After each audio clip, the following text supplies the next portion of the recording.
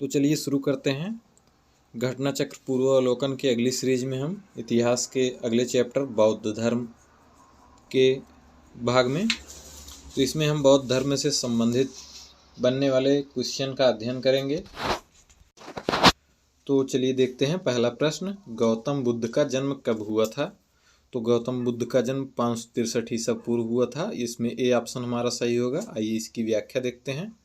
गौतम बुद्ध का जन्म कपिलवस्तु के निकट लुम्बिनी में 563 ईसा पूर्व में हुआ था। उनके पिता का नाम शुद्धोदन शाक्य गण के प्रधान थे तथा माता माया देवी कोली गणराज यानी कोली वंश की कन्या थी। 29 वर्ष की अवस्था में उन्होंने गृह त्याग दिया था, जिसे बौद्ध ग्रंथ में महाभिनिष्क्रमण की संज्ञा दी गई है। तो अगले प्रश्न की तरफ बढ़ते हैं। बुद्ध के जीवन की किस घटना को महाभिनिष्क्रमण के रूप में जाना जाता है? तो उनके गृह त्याग को महाभिनिष्क्रमण के रूप में जाना जाता है। अगले प्रश्न की तरफ बढ़ते हैं। गौतम बुद्ध की माँ किस वंश से संबंधित थी? तो गौतम बुद्ध की माँ कोली वंश से संबंधित थी। तो हमारा डी ऑप्शन सही होगा। अगले प्रश्न को देखते हैं। बुद्ध का जन्म कहाँ हुआ था? इसमें हमारा बी ऑप्शन सही होगा, लुम्बिनी में, कपिलवस्तु की लुम्बिनी नामक स्थान पर। अगले प्रश्न को देखते हैं।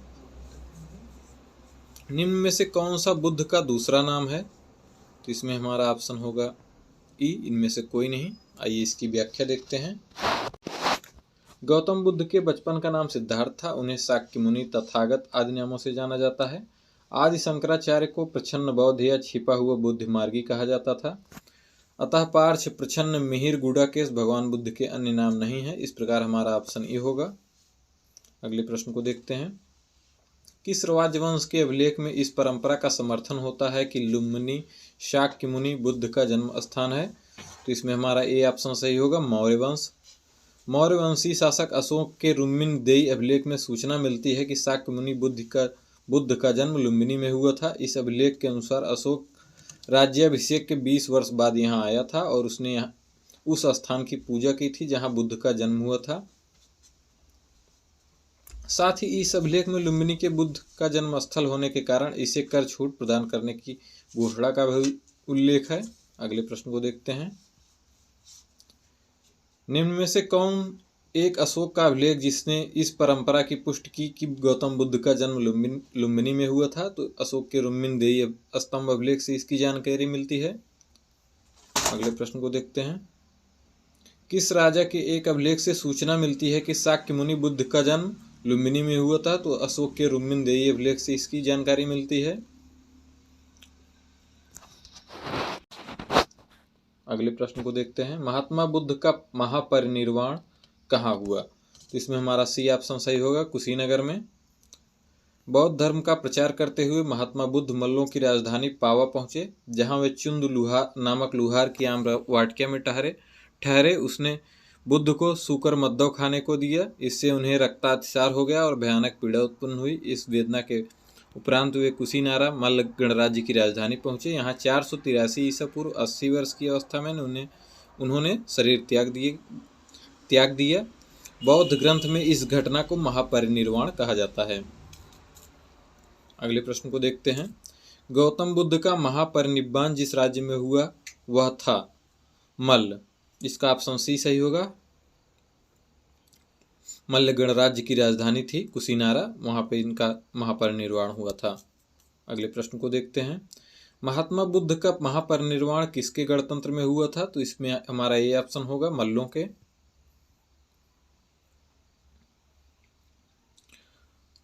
अगले प्रश्न को देखते हैं। गौतम बुद्ध ने किस स्थान पर निर्वाण प्राप्त किया?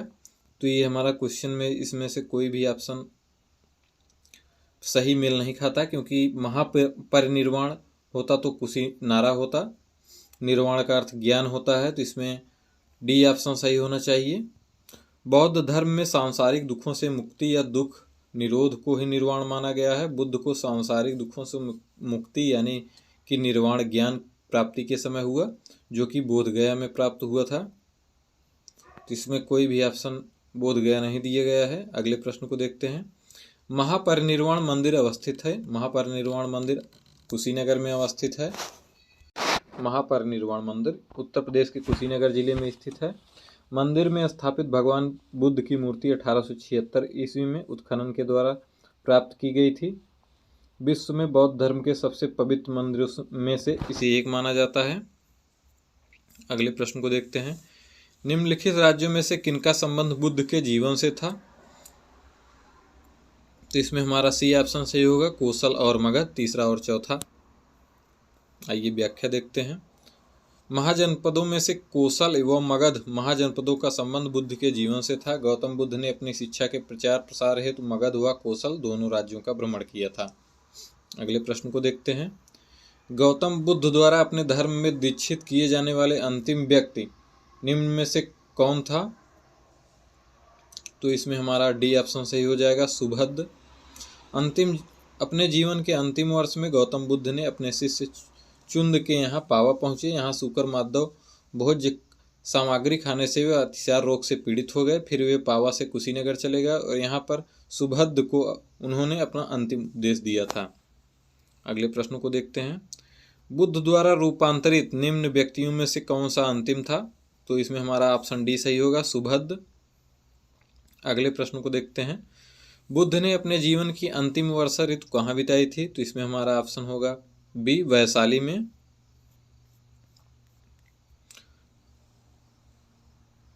महापरिनिब्बाण सूक्त से उनके जीवन के विविध आयामों एवं काल का निर्धारण किया जाता है, जिसके अनुसार बुद्ध ने अपने जीवन की अंतिम वर्षा ऋतु वैशाली में बिताई थी। अगले प्रश्न को देखते हैं। निम्नलिखित में से कौन सा एक बौद्ध मत में निर्वाण की अवधारणा की सर्वश्रेष्ठ व्याख्या करता है? तो इसमें ए ऑप्शन हमारा सही होगा, तृष्णा रूपी अग्नि का समन। व्याख्या देख लेते हैं। बुद्ध ने निर्वाण को मन की उस परम शांति के रूप में वर्णित किया है जो तृष्णा, क्रोध और दूसरी विषादकारी मना स्थितियों से परे है। यह शांति तभी प्राप्त होती है जब सभी वर्तमान इच्छाओं के कारण समाप्त हो जाएं और भविष्य में पैदा हो सकने वाली इच्छाओं का जड़ से नाश हो जाए। निर्वाण में तृष्णा और द्वेष के कारण जड़ से समाप्त हो जाते हैं, जिससे मनुष्य सभी प्रकार के कष्टों या संसार में पुनर्जन्म के चक्र से छूट जाता है। अगले प्रश्न को देखते हैं। आलार कलाम कौन थे? तो इसमें हमारा डी ऑप्शन सही होगा, बुद्ध के एक गुरु। महाभिनिष्क्रमण यानी गृहत्याग के बाद ज्ञान की खोज में महात्मा बुद्ध आलार कालाम के आश्रम में पहुंचे तथा उनसे दीक्षा ली। आलार कालाम के आश्रम में उन्होंने तपस्या की, किंतु वे इससे संतुष्ट नहीं हुए। आलार कालाम सांख्य दर्शन के आचार्य थे तथा अपनी साधना शक्ति के लिए विख्यात थे।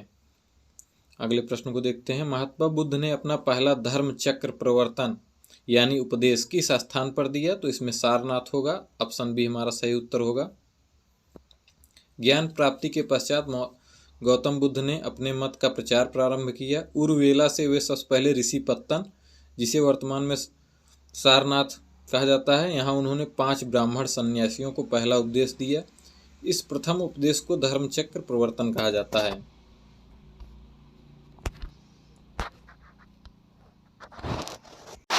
तो अगला प्रश्न देखते हैं। बुद्ध ने अपना पहला उपदेश कहाँ दिया था?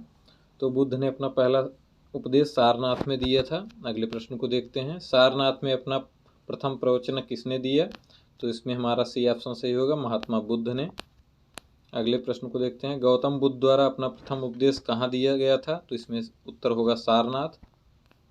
ग्रंथों में उल्लिखित धर्मचक्र प्रवर्तन है, तो ग्रंथों में उल्लिखित धर्मचक्र प्रवर्तन सारनाथ में दिया गया गौतम बुद्ध का प्रथम उपदेश है। अगले प्रश्न को देखते हैं। धर्मचक्र प्रवर्तन किया गया था, तो इसका उत्तर सी होगा, सारनाथ में। बुद्ध ने सर्वाधिक उपदेश दिए थे, तो गौतम बुद्ध ने सर्वाधिक उपदेश श्रावस्ती में दिया था। बुद्ध के सर्वाधिक शिष्य कौशल राज्य में हुए थे तथा यहाँ की राजधानी श्रावस्ती में ही उन्होंने सर्वाधिक उपदेश दिए थे। बुद्ध कौशाम्बी किसके राज्यकाल में आए थे? तो इसमें हमारा बी ऑप्शन सही होगा, उदयन। महात्मा बुद्ध वत्स उदयन के शासनकाल में कौशाम्बी आए थे। यहाँ उन्होंने 9वां विश्राम किया। उदयन ने पिंडोला भारद्वाज के आश्रम से बौद्ध बनने के बाद घोस्त्याराम विहार भिक्षु संघ को दान किया। अगले प्रश्न को देखते हैं। बुद्ध की मृत्यु के पश्चात प्रथम बौद्ध संगीत की अध्यक्षता की गई, तो प्रथम बौद्ध संगीत की अध्यक्षता महाकश्यप द्वारा की गई थी। इसमें ये ऑप्शन हमारा सही होगा। व्याख्या देख लेते हैं। प्रथम बौद्ध संगीत यानी प्रथम बौद्ध परिषद बुद्ध की मृत्यु के तत्काल बाद राजगृह की सप्तपाणी गुफा में हुई। इस समय मगध का शासक अजातशत्रु था। इस संगीत की अध्यक्षता महाकश्यप ने की तथा इसमें बुद्ध के प्रमुख शिष्य आनंद और उपाली भी उपस्थित थे। इसमें बुद्ध की शिक्षाओं का संकलन हुआ तथा उन्हें सुत्त और विनय नामक 2 पिटकों में विभाजित किया गया। आनंद तथा उपाली क्रमशः धर्म और विनय के प्रमाण माने गए। अगले प्रश्न को देखते हैं। प्रथम बौद्ध परिषद का संचालन निम्न में से किस एक ने किया? तो इसमें हमारा बी ऑप्शन सही होगा, महाकश्यप। सप्तपर्णी गुफा स्थित है, तो सप्तपर्णी गुफा राजगृह में स्थित है। अगले प्रश्न को देखते हैं। भगवान बुद्ध के महापरिनिर्वाण के बाद पहली बौद्ध संगीत हुई, तो पहली बौद्ध संगीत राजगृह यानी राजगीर में हुई, जिसकी अध्यक्षता महाकश्यप ने की थी। अगले प्रश्न को देखते हैं। कश्मीर में कनिष्क के शासनकाल में जो बौद्ध संगीत आयोजित हुई थी उसकी अध्यक्षता किसने की थी? तो चौथे बौद्ध संगीत की अध्यक्षता वसुमित्र ने की थी। बौद्ध धर्म की चतुर्थ संगीत कुषाण शासक कनिष्क के राज्यकाल में कश्मीर के कुंडलवन में हुई। इसकी अध्यक्षता वसुमित्र ने की थी तथा अश्वघोष इसके उपाध्यक्ष बने। इस सभा में महासांघिकों का वर्चस्व था। यहाँ बौद्ध ग्रंथों के कठिन अंशों पर सम्यक विचार किया गया तथा प्रत्येक पिटक पर भाष्य लिखकर उन्हें विभाषा शास्त्र नामक टीकाओं में संकलित कर दिया गया। इसी समय बौद्ध धर्म हीनयान व महायान नामक 2 स्पष्ट संप्रदायों में विभक्त हो गया। अगले प्रश्न को देखते हैं। बौद्ध धर्म की महायान शाखा औपचारिक रूप से किसके शासनकाल में प्रकट हुई? तो इसमें हमारा डी ऑप्शन सही होगा, कनिष्क के शासनकाल में, चतुर्थ बौद्ध संगीत के उपरांत। अगला प्रश्न, कनिष्क के शासनकाल में बौद्ध सभा किस नगर में आयोजित की गई थी? तो कनिष्क के शासनकाल में बौद्ध सभा कश्मीर के कुंडलवन में आयोजित की गई थी, जिसकी अध्यक्षता वसुमित्र ने की थी। अगला प्रश्न, किस शासक के काल में चतुर्थ बौद्ध संगीत का आयोजन कश्मीर में हुआ था? तो इसमें हमारा सी ऑप्शन सही होगा, कनिष्क के शासनकाल में चतुर्थ बौद्ध संगीत परिषद हुई थी, तो इसमें हमारा ए ऑप्शन सही होगा, कनिष्क के शासनकाल में। इनमें से किस शासक ने चतुर्थ बौद्ध संगीत में कश्मीर में आयोजित की? तो इसमें हमारा सी ऑप्शन सही होगा, कनिष्क के शासनकाल में। अगले प्रश्न को देखते हैं। निम्नलिखित पर विचार कीजिए। बुद्ध में देवत्वारोपण, बोधिसत्व के पथ पर चलना, मूर्ति उपासना तथा अनुष्ठान, उपर्युक्त में से कौन सी विशेषता या विशेषताएं महायान बौद्ध मत की हैं या हैं? तो इसमें हमारा डी ऑप्शन सही होगा, 1, 2 और 3 तीनों।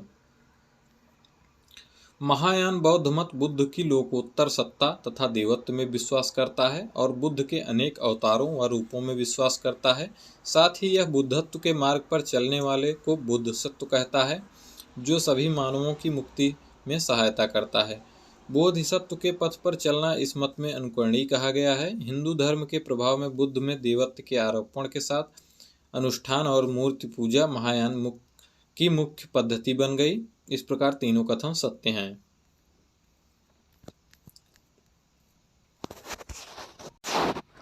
अगले प्रश्न को देखते हैं। निम्नलिखित 4 स्थानों में हुई बौद्ध संगीतियों का सही कालक्रम नीचे दिए हुए विशाल कूट से ज्ञात करें। तो पहली बौद्ध संगीति राजगृह में हुई थी, दूसरी वैशाली में, तीसरी पाटलिपुत्र में और चौथी कुंडलवन में। तो इस प्रकार हमारा सही उत्तर डी हो जाएगा, 2, 1, 4, 3। आइए इसके विषय में डिटेल से देख लेते हैं। प्रथम बौद्ध संगीत बुद्ध की मृत्यु के तत्काल बाद मगध नरेश अजातशत्रु के कार्यकाल में राजगृह अथवा राजगीर स्थित सप्तपाणी गुफा में संपन्न हुई थी। द्वितीय बौद्ध संगीत का आयोजन कालाशोक के शासनकाल में बुद्ध की मृत्यु के 100 वर्ष बाद वैशाली में किया गया।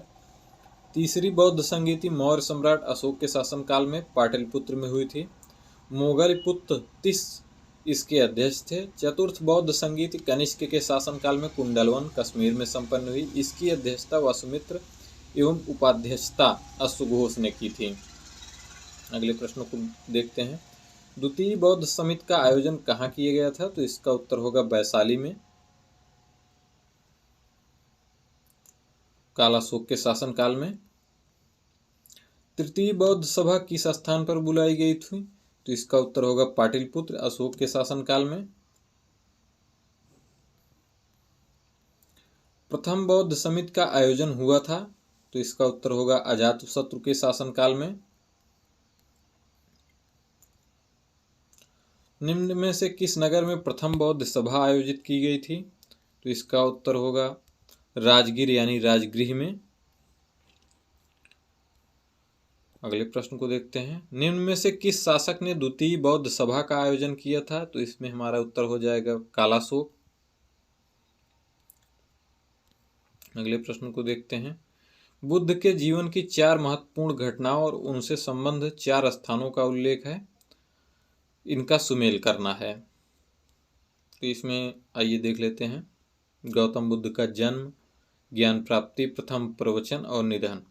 तो गौतम बुद्ध का जन्म लुम्बिनी में हुआ था, ज्ञान प्राप्ति बोधगया में हुई थी, प्रथम प्रवचन उन्होंने सारनाथ में दिया था और निधन कुशीनगर में हुआ था। इस प्रकार हमारा सी ऑप्शन हो जाएगा सही उत्तर। अगले प्रश्न को देखते हैं।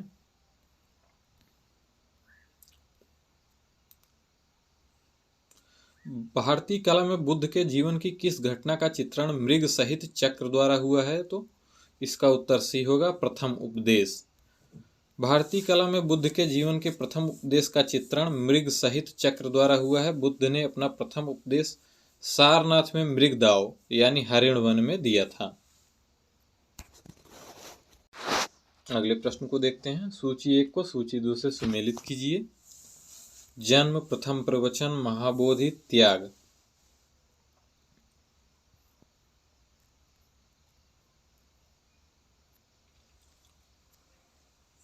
तो इसमें हमारा ए में चौथा हो जाएगा। जन्म का संबंध कमल से है। प्रथम प्रवचन का संबंध धर्म चक्र प्रवर्तन से है। महाबोधि का संबंध बोधि वृक्ष से है और त्याग का संबंध घोड़ा से है। तो इसमें हमारा सही उत्तर डी हो जाएगा। 4, 2, 1 और 3। आइए व्याख्या देख लेते हैं। जन्म से संबंधित कमल, प्रथम प्रवचन यानी धर्म चक्र प्रवर्तन, महाबोधि बोधि वृक्ष, गृह त्याग घोड़ा। अगले प्रश्न को देखते हैं। करमापा लामा तिब्बत के बुद्ध संप्रदाय के किस वर्ग का है? तो इसका उत्तर हो जाएगा बी, कंग्यूपा। करमापा लापा तिब्बत के बौद्ध संप्रदाय कंग्यूपा वर्ग से संबंधित है। अगले प्रश्न को देखते हैं। महात्मा बुद्ध के संबंध में निम्नलिखित में से कौन सा सही है? उनका जन्म कपिलवस्तु में हुआ था। उन्होंने बोध गया में ज्ञान प्राप्त किया। उन्होंने वैदिक धर्म को अस्वीकार किया। उन्होंने आर्य सत्य का प्रचार किया। तो इसमें हमारा उत्तर हो जाएगा डी, 1, 2, 3 और 4। इसमें दिए गए सभी कथन सत्य हैं। जन्म कपिलवस्तु के लुम्बिनी में, ज्ञान बोध गया में प्राप्त हुआ था, वैदिक धर्म को अस्वीकार किया था और आर्य सत्य का प्रचार किया था। अगले प्रश्न को देखते हैं। बोध गया में महाबोधि मंदिर बनाया गया जहां गौतम बुद्ध को ज्ञान प्राप्त हुआ था। इसमें बी ऑप्शन हमारा सही उत्तर होगा। बोध गया में 6 वर्ष की साधना के पश्चात 35 वर्ष की आयु में महात्मा बुद्ध को वैशाख पूर्णिमा की रात को एक पीपल के वृक्ष के नीचे ज्ञान प्राप्त हुआ। बोध गया में बोधि वृक्ष अपने वंश की इस पीढ़ी का है। तो इसमें हमारा ऑप्शन सी होगा, पंचम। महाबोधि वृद्ध मंदिर स्थित वर्तमान बोधि वृक्ष वही नहीं है जिसके नीचे बैठकर महात्मा बुद्ध ने ज्ञान प्राप्त किया था। ह्वेन-सांग के अनुसार उस मूल वृक्ष को 7वीं शताब्दी में सम्राट शशांक ने नष्ट करा दिया था। वर्तमान वृक्ष जिसे हम देख रहे हैं वह 5वीं पीढ़ी का वृक्ष है जिसे अलेक्जेंडर कनिंघम ने लगवाया था। यह वृक्ष पूरी तरह संरक्षित है और केवल इसकी गिरी हुई पत्तियों को छूने एवं उठाने का अधिकार है। अगले प्रश्न को देखते हैं। कौन सा बौद्ध पवित्र स्थल निरंजना नदी पर स्थित था? तो बोध गया निरंजना नदी के तट पर स्थित है। पवित्र बौद्ध स्थल बोध गया जहाँ गौतम बुद्ध ने सर्वप्रथम ज्ञान प्राप्त किया निरंजना नदी पर स्थित है। आधुनिक फाल्गु नदी को ही पूर्व में निरंजना नदी के नाम से जाना था। यह नदी दो छोटी धाराओं निरंजना एवं मोहना के मिलने के बाद बनती है। अगले क्वेश्चन को देखते हैं। बुद्ध के उपदेश किससे संबंधित हैं? तो बुद्ध के उपदेश आचरण की शुद्धता व पवित्रता से संबंधित हैं। बुद्ध के उपदेशों में आत्मा संबंधी विवाद नहीं है। धार्मिक कर्मकांडों की बुद्ध ने आलोचना की है। निम्नलिखित में से कौन बुद्ध के जीवन काल में ही संघ प्रमुख होना चाहता था? तो इसका उत्तर होगा ए, देवदत्त। देवदत्त बुद्ध का चचेरा भाई था। वह पहले उनका अनुगत बना और फिर उनका विरोधी बन गया। वह बौद्ध संघ से बुद्ध को हटाकर स्वयं संघ का प्रधान बनना चाहता था, किंतु उसे इसमें सफलता नहीं मिली। अगले प्रश्न को देखते हैं। गौतम बुद्ध ने अपनी मृत्यु के उपरांत बौद्ध संघ के नेतृत्व के लिए निम्न में से किसे नामित किया था? तो इसमें हमारा उत्तर डी हो जाएगा, उपर्युक्त में से कोई नहीं। कुशीनारा में मल्लों के सालवन में विश्राम के दौरान अपने मृत्यु से पूर्व बुद्ध ने भिक्षुओं को निकट बुलाकर धर्मोपदेश दिया। आनंद, शायद तुम ऐसा सोचो कि हमारा शास्ता चले आए, अब हमारे शास्ता नहीं है। आनंद, ऐसा मत समझना। मैंने जो धर्म और विनय किए हैं, मेरे बाद वे ही तुम्हारे शास्ता होंगे। इस प्रकार स्पष्ट है कि बुद्ध ने अपनी मृत्यु के उपरांत बौद्ध संघ के नेतृत्व के लिए किसी को नामित नहीं किया था, बल्कि अपने उपदेशों, धर्म एवं विनय को ही मार्गदर्शक बताया था। अगला प्रश्न देखते हैं। अष्टांग मार्ग की संकल्पना किसका अंग है? तो इसमें हमारा डी ऑप्शन सही होगा, धर्म चक्र प्रवर्तन सूत्र की विषय वस्तु का। गौतम बुद्ध ने चतुर्थ आर्य सत्य में दुख निरोध का उपाय बताया। इसे दुख निरोध गामिनी प्रतिपदा कहा जाता है। इसे मध्यमा प्रतिपदा या मध्यम मार्ग भी कहते हैं। इस मध्यम प्रतिपदा में 8 सोपान है, इसलिए इसे अष्टांगिक मार्ग भी कहते हैं। 8 सोपान इस प्रकार हैं। सम्यक दृष्टि, सम्यक संकल्प, सम्यक वाक, सम्यक कर्मांत, सम्यक आजीव, सम्यक व्यायाम, सम्यक स्मृति एवं सम्यक समाधि। अष्टांगिक मार्ग धर्म चक्र प्रवर्तन सूत्र की विषय वस्तु का अंग है। अगले प्रश्न को देखते हैं। गौतम बुद्ध के बारे में निम्न में से क्या सत्य है? वे कर्म में विश्वास करते थे, बिल्कुल सही है। आत्मा का शरीर में परिवर्तन मानते थे, गलत है।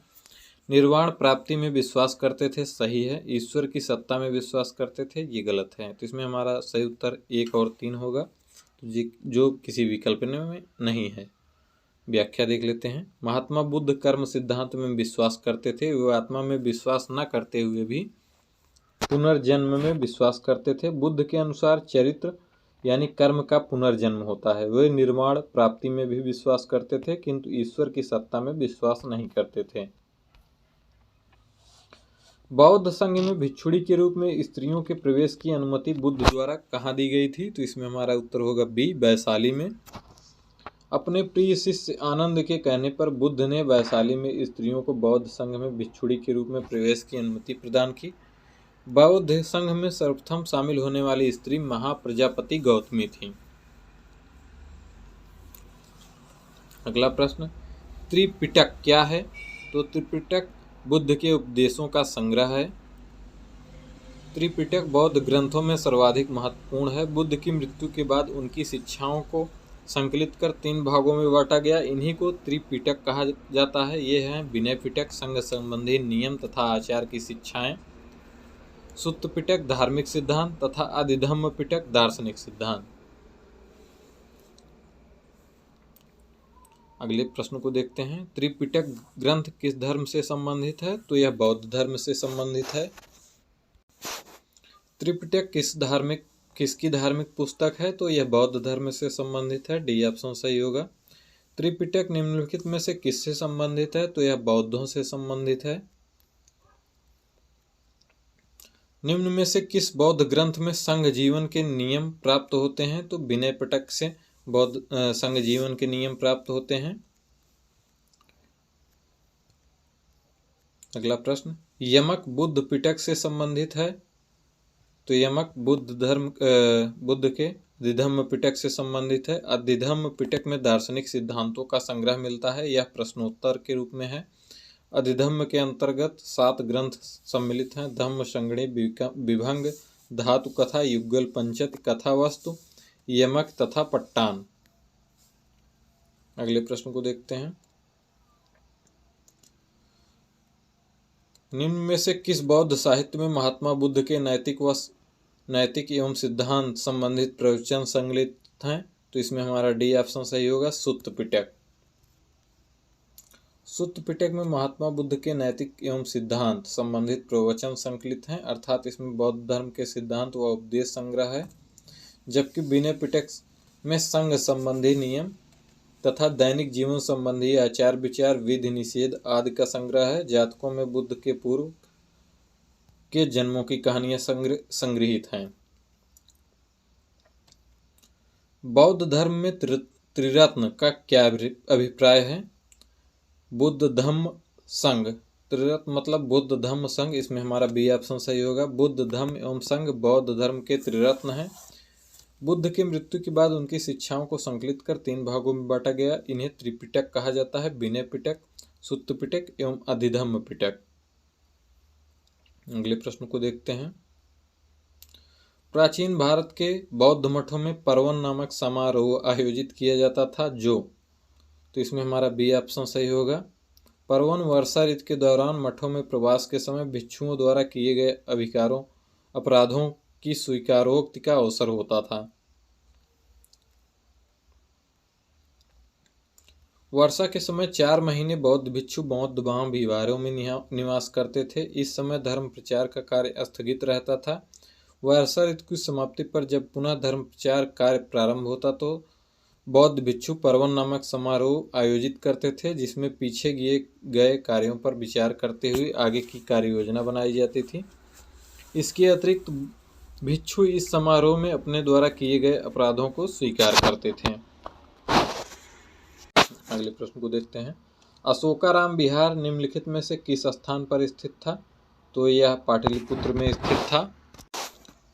प्रसिद्ध बौद्ध ग्रंथ महावंश के अनुसार मौर्य शासक अशोक ने पाटलिपुत्र में अशोकाराम विहार को निर्मित करवाया था। इस विहार का निर्माण इंद्रगुप्त नामक थेर भिक्षु के निरीक्षण में हुआ था। तीसरी बौद्ध संगीत सभा भी अशोक के समय ही हुई थी। अगले प्रश्न को देखते हैं। विश्व का सबसे ऊंचा कहा जाने वाला विश्व शांति स्तूप बिहार में कहाँ स्थित है? तो विश्व शांति स्तूप बिहार के राजगीर में स्थित है। बिहार में राजगीर की पहाड़ियों पर स्थित शांति स्तूप विश्व का सबसे ऊंचा कहा जाने वाला विश्व शांति स्तूप है। अगले प्रश्न को देखते हैं। बुद्ध की 80 फुट बड़ी प्रतिमा जो बोध गया में है निर्मित की गई थी, तो यह जापानियों के द्वारा निर्मित की गई थी। यह प्रतिमा जापान के दाई जोकियो संप्रदाय के सहयोग द्वारा निर्मित की गई थी। अगले प्रश्न को देखते हैं। सर्वप्रथम स्तूप शब्द कहाँ मिलता है? तो सर्वप्रथम स्तूप शब्द ऋग्वेद में मिलता है। इसके अतिरिक्त अथर्ववेद, वाजस्नेयी संहिता, तैत्तिरीय ब्राह्मण संहिता, पंचविंश ब्राह्मण आदि ग्रंथों से स्तूप के संबंध में जानकारी मिलती है। स्तूप का शाब्दिक अर्थ है किसी वस्तु का ढेर।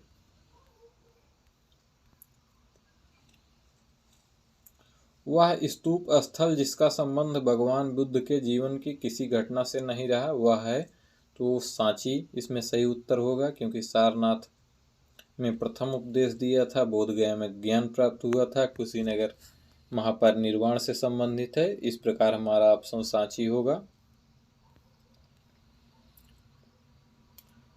निम्नलिखित स्तूपों का सही तैथिक क्रम या कालानुक्रम क्या है?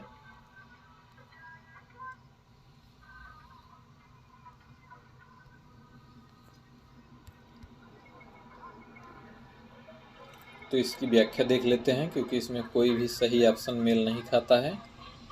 भरहुत एवं सांची के स्तूप की स्थापना मौर्य शासक अशोक के शासन काल में हुई। कुछ ऐतिहासिक स्रोत धमेख स्तूप का निर्माण काल भी अशोक के शासन काल को ही मानते हैं। अमरावती स्तूप का निर्माण सातवाहन काल में हुआ था। भराहुत, सांची एवं धमेख स्तूप के निर्माण क्रम निर्धारित करना संभव नहीं है। अगले प्रश्न को देखते हैं।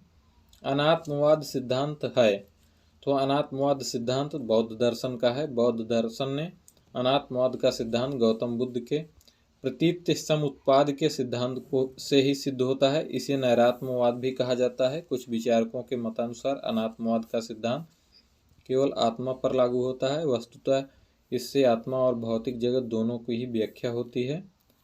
जब गौतम बुद्ध सर्व अनात्मक कहते हैं तो इसका अर्थ है कि किसी नित्य चेतन या जड़ तत्व का अस्तित्व नहीं है। न तो आत्मा नामक नित्य द्रव्य का अस्तित्व है, न भौतिक पदार्थ नामक जड़ द्रव्य का। द्रव्यता, एकता, तादात्म्य एवं नित्यता आदि कल्पना मात्र हैं।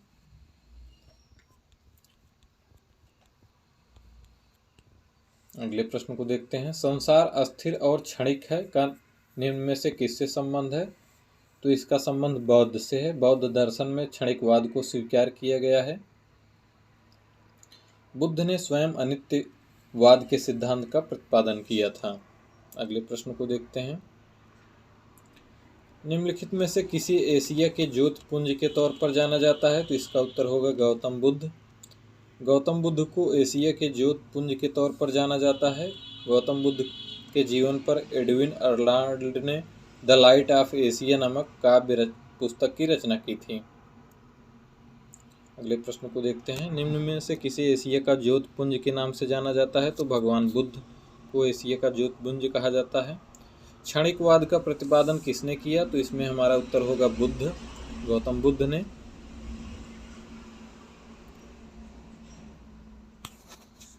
अगले प्रश्न को देखते हैं। भारत के सांस्कृतिक इतिहास के संदर्भ में पारमिता शब्द का सही विवरण निम्नलिखित में से कौन सा है? तो इसका उत्तर हमारा सी ऑप्शन होगा, परिपूर्णताएं जिनकी प्राप्ति से बोधिसत्व पथ प्रशस्त हुआ। आइए इसकी व्याख्या देखते हैं।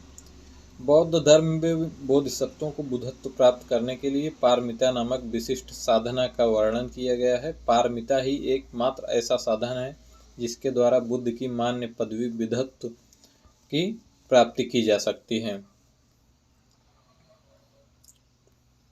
अगले प्रश्न को देखते हैं। सर एडविन अर्नाल्ड की पुस्तक द लाइट ऑफ एशिया आधारित है। तो लाइट ऑफ एशिया ललित विस्तार पर आधारित है।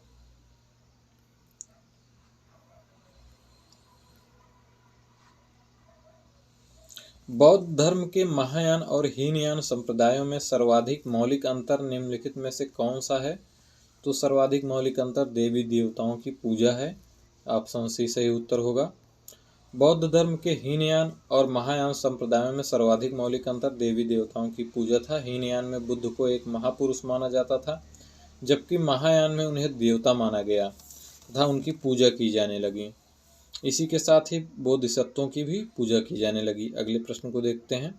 गौतम बुद्ध के एक देवता का स्थान किस राजा के युग में प्राप्त हुआ?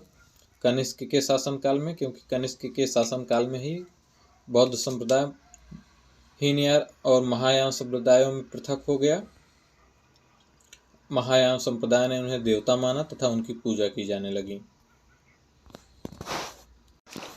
भारत में पहले जिस मानव प्रतिमा की पूजा की गई थी वह थी तो गौतम बुद्ध थे।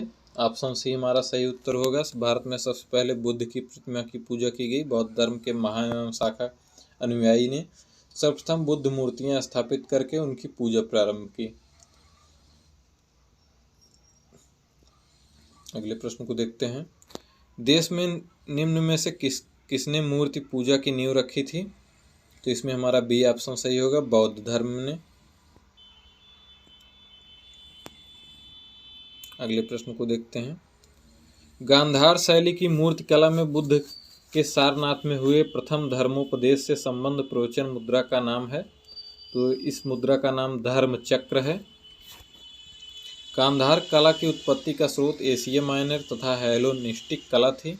इस शैली की कला का प्रमुख विषय महात्मा बुद्ध का जीवन चरित्र है। इसके अंतर्गत बुद्ध की धर्म चक्र मुद्रा, ध्यान मुद्रा, अभय मुद्रा व वरद मुद्रा आदि मूर्तियों का निर्माण किया गया है। अगले प्रश्न को देखते हैं। बुद्ध की खड़ी प्रतिमा निम्नलिखित में से किसके काल में बनाई गई? तो इसका उत्तर बी होगा, कुषाण काल में। कुषाण काल में ही गांधार व मथुरा कला शैली के तहत बुद्ध व बोधिसत्वों की बहुसंख्यक मूर्तियों का निर्माण हुआ। BS अग्रवाल के मतानुसार सर्वप्रथम मथुरा में ही बुद्ध मूर्तियों का निर्माण किया गया, जहां इनके लिए पर्याप्त आधार था। ह्वेनसांग के विवरण के अनुसार बुद्ध की प्रथम प्रतिमा कौशाम्बी में बनी, परंतु अनेक विद्वान महात्मा बुद्ध की प्रथम प्रतिमा का निर्माण का श्रेय गांधार कला को देते हैं। अगले प्रश्न को देखते हैं। बुद्ध की प्राचीनतम प्रतिमा किस शैली में प्राप्त हुई थी? तो इसमें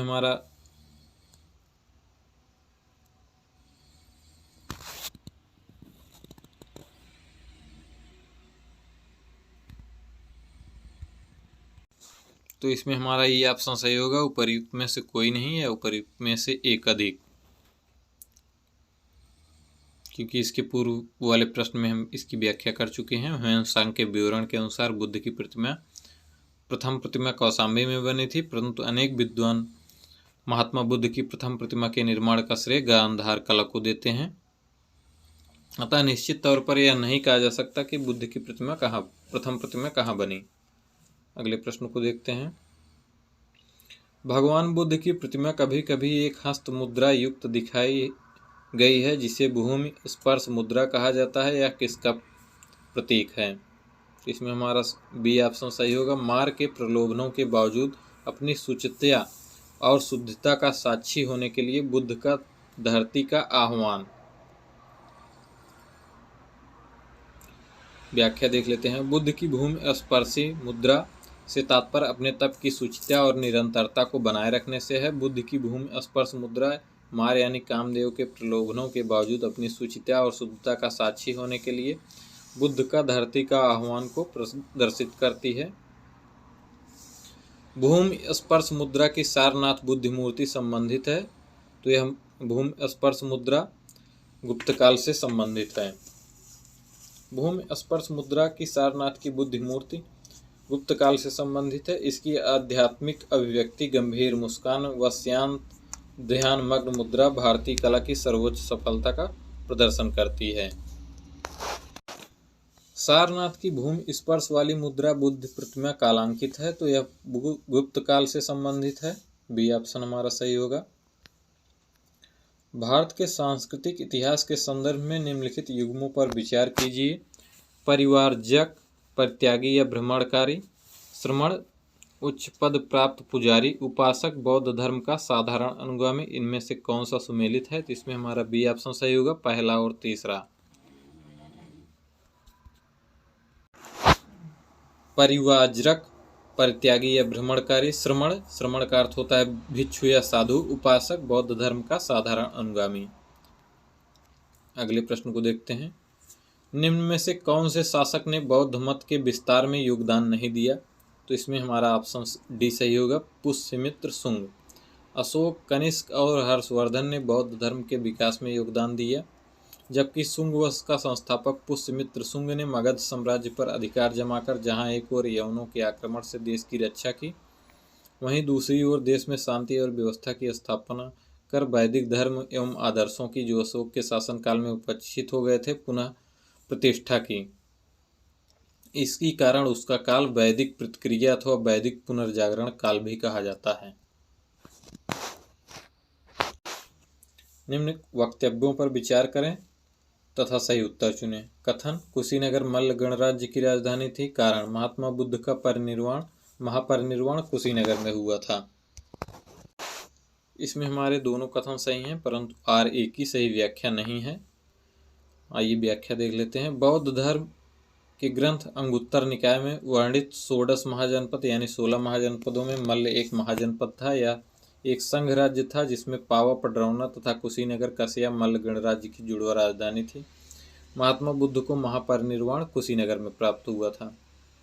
अगले प्रश्न को देख लेते हैं। निम्न में से कौन सा सही सुमेलित है? लोथल, प्राचीन गोदी क्षेत्र, यह हड़प्पा से संबंधित है, हड़प्पा सभ्यता से। पहला बिल्कुल सुमेलित है। सारनाथ, बुद्ध का प्रथम धर्मोपदेश यहीं हुआ था, ये भी सही है।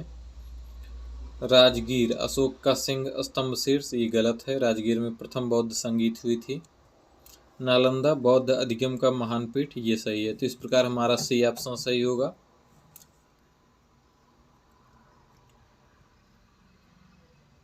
नालंदा बौद्ध अधिगम का महान पीठ था। यहाँ कुमारगुप्त प्रथम के शासनकाल में बुद्ध विश्वविद्यालय की स्थापना हुई। अशोक का सिंह स्तंभ शीर्ष राजगीर में नहीं बल्कि सारनाथ में स्थित है। अगले प्रश्न को देखते हैं। महायान बौद्ध धर्म में बोधिसत्व औलकेतेश्वर को और किस अन्य नाम से जानते हैं? तो इसमें हमारा सी ऑप्शन सही होगा, पद्मपाणि।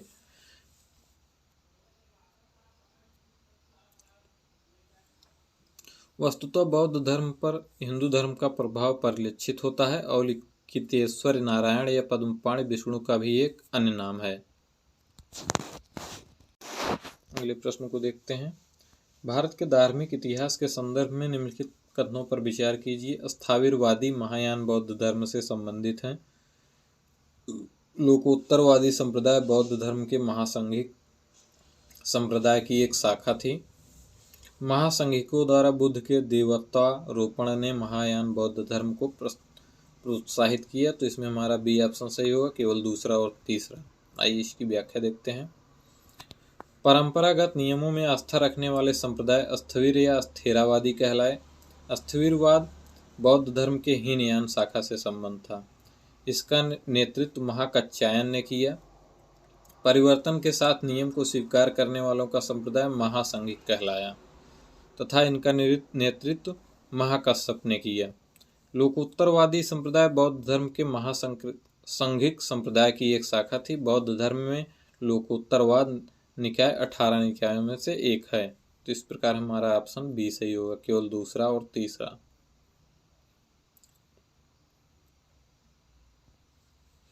भारतीय इतिहास के संदर्भ में निम्न में से कौन भावी बुद्ध हैं जो संसार की रक्षा हेतु अवतरित होंगे? तो इसमें हमारा सी ऑप्शन सही होगा, मैत्रेय।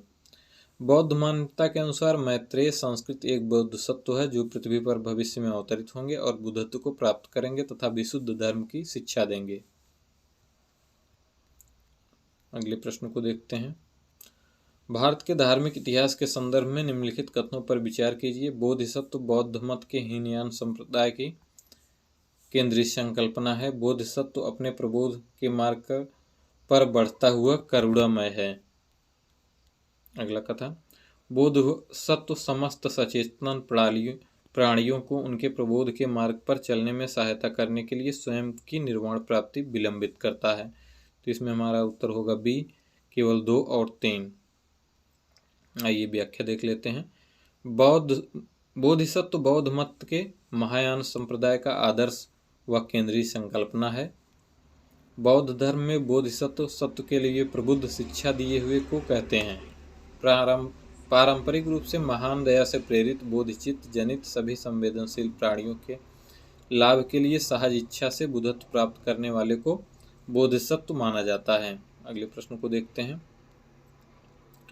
बोधिसत्व पद्मपाणि का चित्र सर्वाधिक प्रसिद्ध और प्रायः चित्रकारी है जो?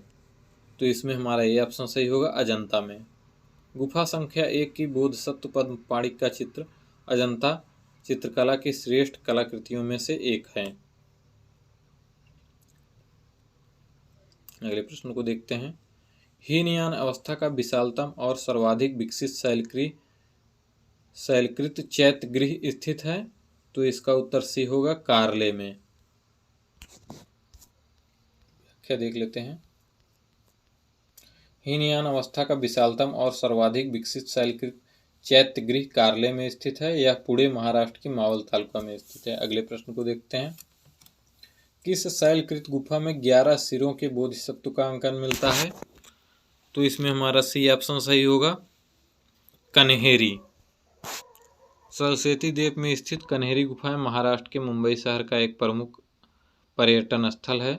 ये गुफाएं संजय गांधी राष्ट्रीय उद्यान परिसर में स्थित हैं।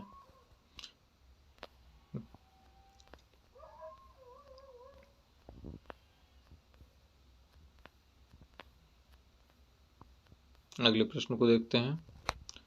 प्रथम शताब्दी ईस्वी में किस भारतीय बौद्ध भिक्षुक को चीन भेजा गया था? तो इसमें हमारा डी ऑप्शन सही होगा, नागार्जुन। नागार्जुन कनिष्क के दरबार की एक महान विभूति था। उसने अपनी पुस्तक माध्यमिक कारिका में सापेक्षता सिद्धांत को प्रस्तुत किया। चीनी मान्यता के अनुसार नागार्जुन ने चीन की यात्रा कर वहां बौद्ध शिक्षा प्रदान की थी। अगले प्रश्न को देखते हैं। शून्यता के सिद्धांत का सर्वप्रथम प्रतिपादन करने वाले बौद्ध दार्शनिक का क्या नाम है? तो इसमें हमारा ए ऑप्शन सही होगा, नागार्जुन। माध्यमिक या शून्यवाद मत के प्रवर्तक नागार्जुन है, जिनकी प्रसिद्ध रचना माध्यमिक कारिका थी। इसे सापेक्षवाद भी कहा जाता है, जिसके अनुसार प्रत्येक वस्तु किसी न किसी कारण से उत्पन्न हुई है और वह उन पर निर्भर है। नागार्जुन ने प्रतीत समुत्पाद को ही शून्यता कहा है। अगले प्रश्न को देखते हैं। नागार्जुन किस बौद्ध संप्रदाय के थे? तो इसमें हमारा सी ऑप्शन होगा, माध्यमिक। अगले प्रश्न को देखते हैं। बौद्ध शिक्षा का केंद्र है, तो इसमें हमारा ये ऑप्शन सही होगा, विक्रमशिला। प्राचीन काल में बौद्ध शिक्षा के 3 प्रमुख केंद्र थे, नालंदा, वल्लभी और विक्रमशिला। नालंदा बिहार आधुनिक पटना के दक्षिण में लगभग 40 मील की दूर पर आधुनिक बड़गांव नामक ग्राम के समीप स्थित था। यह महायान बौद्ध धर्म शिक्षा का केंद्र था। वल्लभी गुजरात में स्थित है। यह हीनयान बौद्ध धर्म की शिक्षा का केंद्र था। विक्रमशिला बिहार के भागलपुर में स्थित है। विक्रमशिला के महाविहार की स्थापना पाल नरेश धर्मपाल ने की थी। उसने यहाँ मंदिर तथा मठ भी बनवाए। अगले प्रश्न को देखते हैं। वल्लभी विश्वविद्यालय स्थित था, तो ये हो जाएगा इसमें हमारा डी ऑप्शन, गुजरात में। नालंदा विश्वविद्यालय की स्थापना का युग है, तो नालंदा विश्वविद्यालय की स्थापना गुप्त काल में हुई थी। नालंदा एक विख्यात बौद्ध पीठ व विश्वविद्यालय था। यह बिहार में राजगीर के निकट स्थित था। 5वीं शताब्दी के मध्य गुप्तों के समय में नालंदा विश्वविद्यालय अस्तित्व में आया। सर्वप्रथम कुमारगुप्त प्रथम ने नालंदा बौद्ध विहार को दान दिया और बाद में बुद्धगुप्त, तथागत गुप्त तथा बालादित्य नामक गुप्त शासकों ने इस विहार को दान दिया। अगले प्रश्न को देखते हैं। नालंदा विश्वविद्यालय के संस्थापक कौन थे? तो इसमें हमारा बी ऑप्शन सही होगा, कुमारगुप्त। ह्वेन-सांग के अनुसार नालंदा विश्वविद्यालय का संस्थापक शक्रादित्य था, जिसने बौद्ध धर्म के त्रिरत्नों के प्रति महती श्रद्धा के कारण इसकी स्थापना करवाई थी। शक्रादित्य की पहचान कुमारगुप्त प्रथम से की जाती है, जिसकी प्रसिद्ध उपाधि महेंद्रादित्य थी। अगला प्रश्न। नालंदा विश्वविद्यालय किस लिए प्रसिद्ध था? तो बौद्ध धर्म दर्शन के लिए प्रसिद्ध था। उसी के अध्ययन के लिए चीनी यात्री ह्वेन-सांग यहाँ आया था। अगले प्रश्न को देखते हैं। 2 वक्तव्य दिए गए हैं, जिसमें एक कथन है, दूसरा कारण है, तो इसको देखते हैं। कथन। 12वीं शताब्दी के अंत तक नालंदा महाविहार का पतन हो गया। सही है। महाविहार के राजकीय प्रश्रय मिलना बंद हो गया था, तो इसमें हमारा ये ऑप्शन सही होगा। दोनों ए और आर सही हैं। आर ए की सही व्याख्या करता है।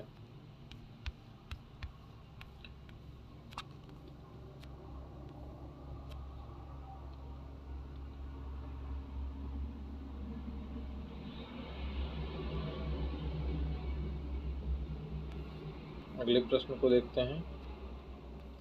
नौ नालंदा महाविहार किसके लिए विख्यात है? तो इसमें हमारा सी ऑप्शन सही होगा, पाली अनुसंधान संस्थान। नौ नालंदा महाविहार बौद्ध अध्ययन का आधुनिक केंद्र है, जिसे बिहार सरकार ने 1951 में नालंदा में स्थापित किया था। इस केंद्र में बौद्ध एवं पाली अनुसंधान संस्थान है। यहाँ पर बड़ी संख्या में लंका, जापान, कोरिया, तिब्बत, भूटान आदि देशों से पाली व बौद्ध अध्ययन पर अनुसंधान हेतु विद्यार्थी आते हैं। अगले प्रश्न को देखते हैं। कौन से बौद्ध धर्म और जैन धर्म दोनों में समान रूप से विद्यमान थे? तो इसमें हमारा बी ऑप्शन सही होगा, दूसरा, तीसरा, चौथा। वेद प्रमाण के प्रति अनास्था, कर्म कांडों की फलवत्ता का निषेध, प्राणियों की हिंसा का निषेध। तप यानी आत्मदमन और भोग की अति का परिहार एवं मध्यम मार्ग का अनुसरण केवल बौद्ध धर्म में किया गया था, जैन धर्म में नहीं। जबकि वेदों की प्रमाणिकता के प्रति अनास्था, कर्मकांडों की फलवत्ता का निषेध एवं प्राणियों की हिंसा का निषेध दोनों धर्मों में किया गया है। तो चलिए अगले प्रश्न की तरफ बढ़ते हैं। प्राचीन भारतीय इतिहास के संदर्भ में निम्नलिखित में से कौन सा बौद्ध धर्म और जैन धर्म में समान रूप से विद्यमान थे? तो इसमें हमारा बी ऑप्शन सही होगा, दूसरा एवं तीसरा, वेद प्रमाण के प्रति अनास्था, कर्म कांडों की फलवत्ता का निषेध। तप और भोग के क्या परिहार केवल बौद्ध धर्म में ही दिया गया है। अगले प्रश्न को देखते हैं। निम्न में से कौन सी बात बौद्ध धर्म तथा जैन धर्म में समान नहीं है? तो इसमें हमारा सी ऑप्शन सही होगा, आत्मदमन। अहिंसा, वेदों के प्रति उदासीनता, रीति रिवाजों की अस्वीकृति दोनों धर्मों में विद्यमान है। अगले प्रश्न को देखते हैं। भगवान बुद्ध ने निम्नलिखित 4 आर्य सत्यों का प्रतिपादन किया। नीचे दिए गए कूट का प्रयोग करके उन्हें सही क्रम में रखिए। तो इसमें हमारा ऑप्शन ए हो जाएगा, ADBC, यानी दुख है, दुख का कारण है, फिर दुख का निरोध है, दुख निरोध का मार्ग है। संबोधि में गौतम बुद्ध की प्रतीत्व समुत्पाद के सिद्धांत का बोध हुआ था। इस कार्यकरण सिद्धांत को उन्होंने संपूर्ण जगत पर लागू किया। सर्वप्रथम उन्होंने जिन 4 आर्य सत्यों का उपदेश दिया वे इस प्रकार हैं: दुख, दुख समुदाय, दुख निरोध, दुख निरोधगामिनी प्रतिपदा।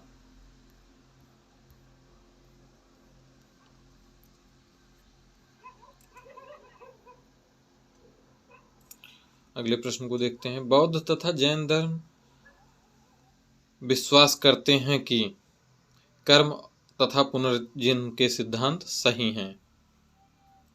बुद्ध तथा महावीर दोनों ही 6ठी शताब्दी ईसा पूर्व की धार्मिक क्रांति के अग्रदूत थे। इन दोनों ने वैदिक कर्मकांडों तथा वेदों की अपौरुषेयता का समान रूप से विरोध किया। अहिंसा तथा सदाचार पर दोनों ने बल दिया तथा दोनों ने ही कर्मवाद, पुनर्जन्म में विश्वास रखते थे। अगले प्रश्न को देखते हैं। बौद्ध दर्शन के अनुसार विचार कीजिए। कथन: पुनर्जन्म नहीं होता, आत्मा की सत्ता नहीं है। तो इसमें हमारा डी ऑप्शन सही हो जाएगा। ए गलत है किंतु आर सही है।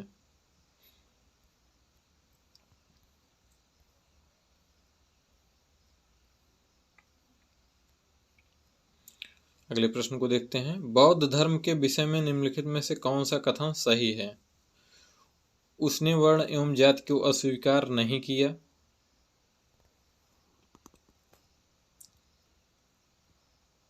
उसने ब्राह्मण वर्ग की सर्वोच्च सामाजिक कोट की चुनौती दी। उसने कुछ एक शिल्पों को निम्न माना।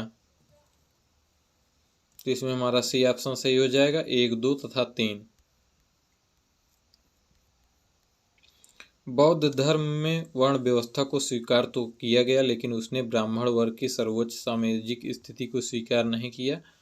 बौद्ध धर्म में कुछ शिल्पों को निम्न माना गया है। अगले प्रश्न को देखते हैं। बौद्ध धर्म के विस्तार के कारणों में सम्मिलित थे। तो इसमें पहला, दूसरा और तीसरा, चौथा सही है। धर्म की सादगी, दलितों के लिए विशेष अपील, धर्म की मिशनरी भावना, स्थानीय भाषा का प्रयोग। 5वां सही नहीं है, दार्शनिकों द्वारा वैदिक भावना की सुदृढ़ता। इसमें हमारा सही उत्तर सी ऑप्शन हो जाएगा, 1, 2, 3, 4। अगले प्रश्न को देखते हैं। आरंभिक मध्ययुगीन समय में बौद्ध धर्म का पतन किस या किन कारणों से हुआ? तो इसमें हमारा ए ऑप्शन सही होगा, केवल 1। उस समय तक बुद्ध विष्णु के अवतार समझे जाने लगे और वैष्णव धर्म का हिस्सा बन गए।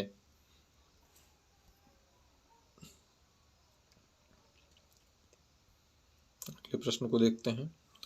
भारत के धार्मिक इतिहास के संदर्भ में निम्नलिखित कथनों पर विचार कीजिए। सौत्रांतिक और सम्मति जैन मत के संप्रदाय थे। सर्वास्तिवादियों की मान्यता थी कि दृग्विषय यानी फिनोमिना के अवयव पूर्णतया क्षणिक नहीं हैं, अपितु अव्यक्त रूप से सदैव विद्यमान रहते हैं। तो इसमें हमारा बी ऑप्शन सही होगा, केवल 2।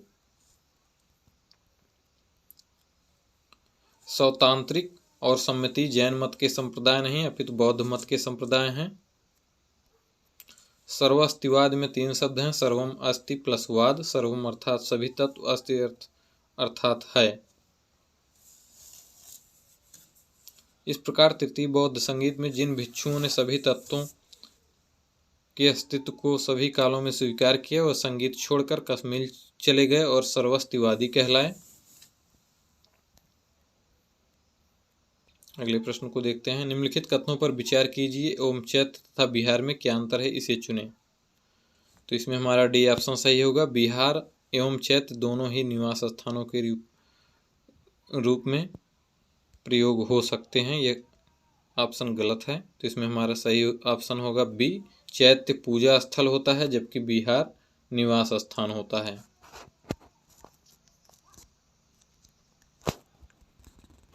तो इसमें हमारा ऑप्शन बी सही होगा, चैत्य पूजा स्थल से संबंधित जबकि बिहार निवास स्थान है।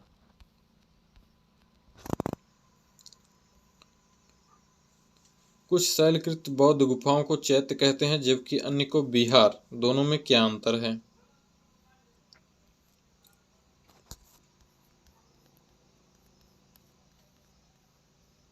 इसमें हमारा बी ऑप्शन सही होगा, चैत्य पूजा स्थल होता है जबकि बिहार बौद्ध भिक्षुओं का निवास स्थान है। अगले प्रश्न को देखते हैं। सुल्तानी युग में बौद्धों की कौन सी शाखा सबसे प्रभावशाली थी।